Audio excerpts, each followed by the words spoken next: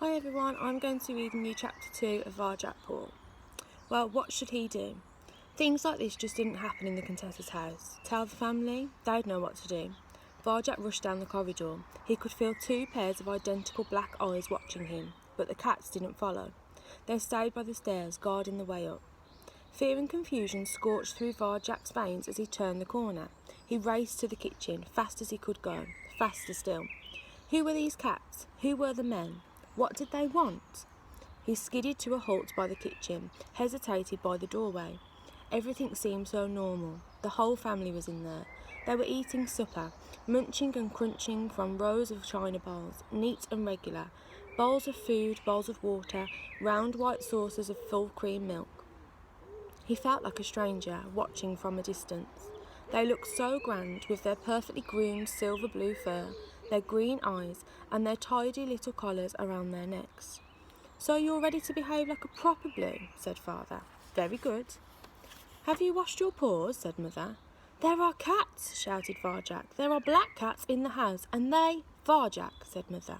"They came with a man." "Varjak," said Father. "He's gone up to the Contessa's room." There was silence in the kitchen. The munching and crunching stopped. They all watched him, one great green accusing eye. "I just don't understand him," muttered Father. "Why can't he be like everyone else?" "You haven't washed your paws, have you, sweetheart?" said Mother. She came over and started scrubbing. Varjak bit his tongue. No one believed a word he said. It wasn't fair. In the middle of his family, he felt friendless and alone. "Come and eat with us, Varjak," said Cousin Jasmine. "The food's ever so nice." Jasmine's voice was cool and smooth, like milk in the morning. "I don't want to eat," he tried to explain. "There are black cats in the house." "Oh, who cares what this little insect does?" said Julius. "I'll have Varjak's food. You have to eat to build your muscles." Julius puffed himself up and tucked into Varjak's bowl. Jasmine looked impressed. "You hear that, Varjak?" said Father proudly. "Julius is a proper Mesopotamian blue." Varjak bristled. Julius might be the family hero, but Varjak knew something no one else did, something important. How could he make them believe him? "On Jalal's name, I swear it's true," he insisted. "The cats are guarding the stairs right now. I looked into their eyes." He shivered at the memory. "They're all black." "Enough," yelled Father. "That's enough of these tales." He spat out the word tales with particular disgust. "Ah, but some tales are true," said the elder poor quietly. "Why don't you show us, Varjak? Take us to the cats." Father scowled at the elder poor but kept quiet. The head of the family always had final say. Varjak's grandfather was getting old. His fine fur was almost all silver, and he seldom spoke up these days, but everyone listened when he did. Stomach knotted with nerves, Varjak led them down the corridor. He turned the corner into the hallway, just in time to glimpse a blur of a moment by the front door. The first man was holding it open for the others. They were carrying something away. Down by their shoes, 2 black tails swished out of the house. The man shut the door as the rest of Varjak's family entered the hallway. They hadn't seen the others or the black cats. All they could see was the man.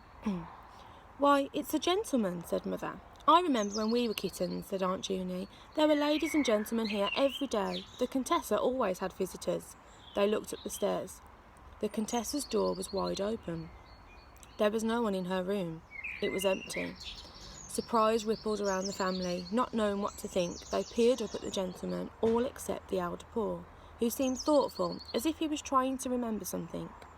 The gentleman pointed up at the Contessa's room and said something in his voice like thunder, high above their heads. Then he crouched down, bringing himself closer to their level. His wet pink lips smiled at each of them in turn. Varjak glanced nervously at the front door. The black cats hadn't come back. He hoped they wouldn't. With a flourish, the gentleman brought something out of his pocket. He held it out on his waxy hand and murmured to the family.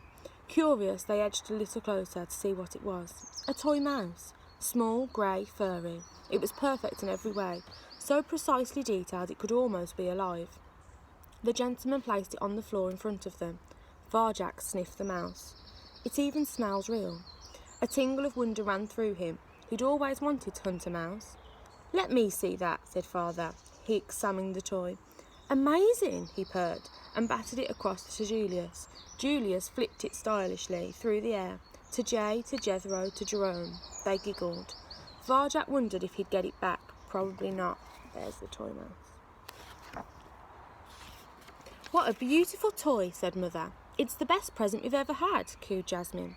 The gentleman smiled and stood up to his full height. He waved at them to follow, as his shiny black shoes went clicking towards the kitchen.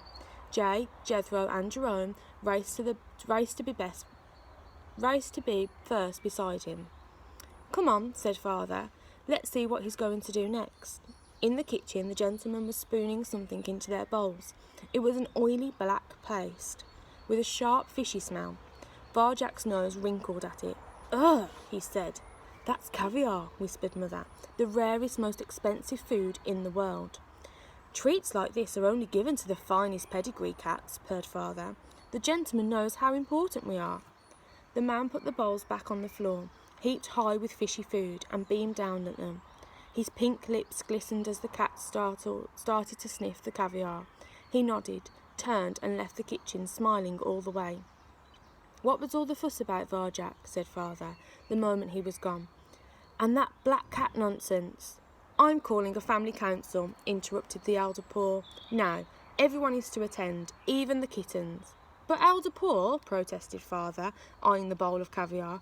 Family council is only for emergencies. It's now, repeated the elder Paul. Now, in the front room.